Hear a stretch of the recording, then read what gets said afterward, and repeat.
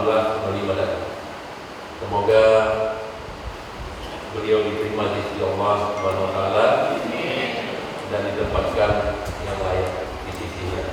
Amin ya rabbal alamin.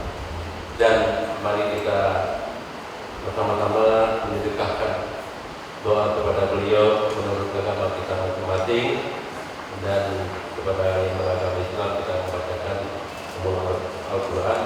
Al-Fatihah.